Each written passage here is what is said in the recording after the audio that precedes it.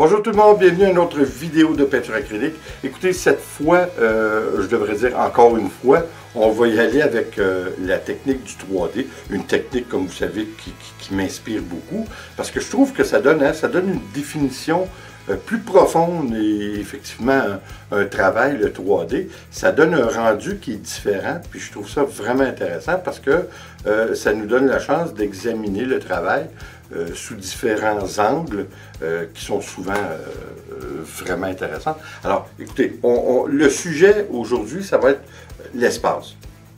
Ma mère m'a toujours dit, étant jeune, que j'avais la tête dans l'espace. J'étais toujours dans la Lune, avec mes 1001 idées. Je pourrais dire encore aujourd'hui. Alors, c'est un sujet qui m'interpelle. C'est un sujet, je pense, qui va être intéressant. Ce qu'on va faire, on va reproduire l'espace, une galaxie ou un système solaire, mais disons abstrait. Ça fait qu'on va jouer avec la réalité sans pour autant s'en approcher trop, mais quand même, ce qu'on va faire, ça va prendre plusieurs jours. Ça ne vous inquiète pas, là, vous allez voir assez rapidement, mais ça va prendre plusieurs jours. De un, je vais faire un coulage sur une assez grosse toile dont je vais vous donner la grandeur, parce qu'encore une fois, c'est des affaires que je ne retiens pas. Et puis, on va faire un coulage fluide, tout d'abord. Puis je pense que ça va être assez intéressant parce que c'est ce qui va faire notre fond, c'est ce qui va faire notre espace. Par la suite, on va prendre des boules de stérofoam. Je ne sais pas, on appelle ça du stéromousse ou je ne sais pas si c'est un nom particulier. Parce que nous, on appelle ça du stérofoam. De toute façon, vous allez voir. On va les couper à différentes proportions. Et puis, c'est ce qui va représenter évidemment nos planètes. On va faire un coulage, un dirty pouring sur un coulage. Bon, vous m'avez compris. Un coulage sur nos représentations de planètes, vas-tu dire. Et puis, je pense que ça va être assez intéressant. On va faire différentes affaires. Et puis, vous allez voir, je pense que j'ai acheté dernièrement une peinture fluo qu'on peut appliquer.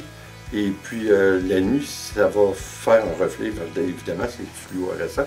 Alors, j'ai hâte d'essayer ça. Alors, écoutez, on vient pour le mot de la fin. On va voir ce que ça donne. Et puis, on se reparle dans pas long. On y va.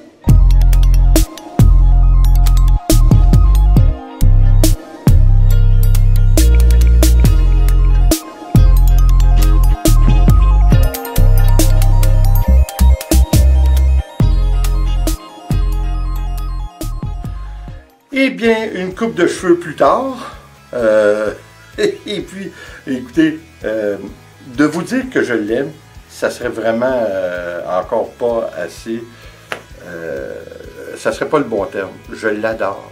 Je crois que, écoutez, pour la personne, comme je vous disais, j'ai toujours été un grand rêveur.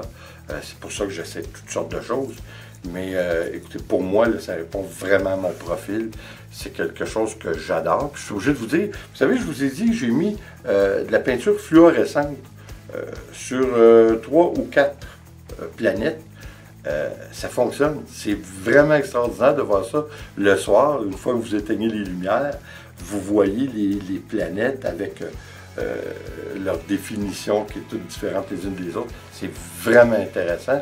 Je vous dirais que c'est quelque chose que je pense qu'on va retourner à quelques reprises l'histoire de fluorescence. Je trouve ça bien intéressant. Écoutez, comme vous avez vu, j'ai mis du Floetrol. Le Floetrol, je me disais, parce que vous savez que le Floetrol, c'est un médium évidemment, mais en fait, la pratique, pourquoi on met du Floetrol dans la peinture intérieure pour les apparts, en fait, c'est pour empêcher de voir les coups de pinceau.